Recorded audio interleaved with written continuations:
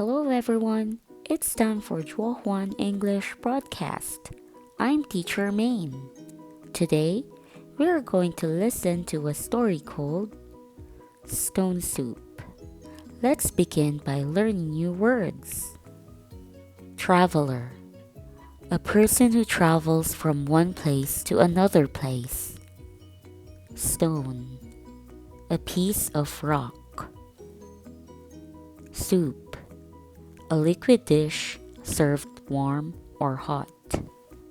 Cupboard, a closet with shelves where dishes, utensils, or food is kept.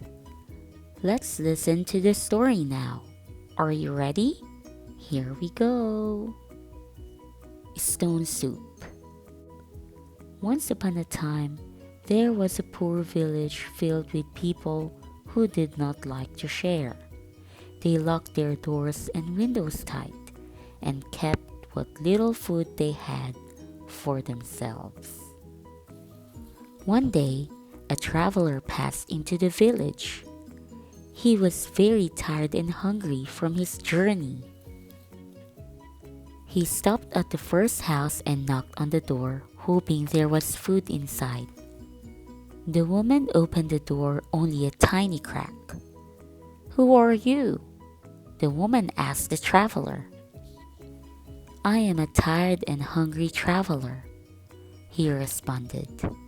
"Please, may I have something to eat?" "There is hardly any food here," said the woman. "In fact, I doubt who will find anyone who has extra food to spare. We are all poor and hungry too." The woman closed the door. The traveler, although he was tired and hungry, was not ready to give up. He picked a large round stone from the ground and knocked once more at the door. "Yes?" she asked. "Since you are poor like me, perhaps you would like to have some of my stone soup." "Stone soup?" The woman laughed as she looked at the stone in his hand. "You can't make soup from a stone." "I've done it before," said the traveler. The woman had never seen anyone make soup from a stone before.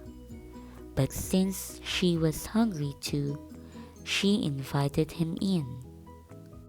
Then she lit the fire and placed a kettle of water on top and opened the windows to let out some heat. The traveler placed the stone inside the water until it boiled. He sipped a spoonful of hot liquid. "It's almost done," he said. "But if you had just a little salt and butter, the soup would taste so much better." The woman went to the cupboard and returned with salt and water. Just as the traveler was pouring them in the pot, the woman's husband returned home. In his hands were carrots and potatoes. "What are you making?" asked the woman's husband. "Stone soup," replied the woman and the traveler. "Impossible!" shouted the husband. "It's almost finished," the traveler assured the husband as he tasted another spoonful. "But it would be even nicer if we added some carrots and potatoes." Also hungry, the husband agreed and dropped the carrots and potatoes in the pot. Soon, the smell of the soup drifted out of her house windows and down the lane. One neighbor who usually stayed inside wandered out and followed the smell all the way to the first house, where he heard them talking about the stone soup. "Is this stone soup ready now?" the woman and her husband asked the traveler.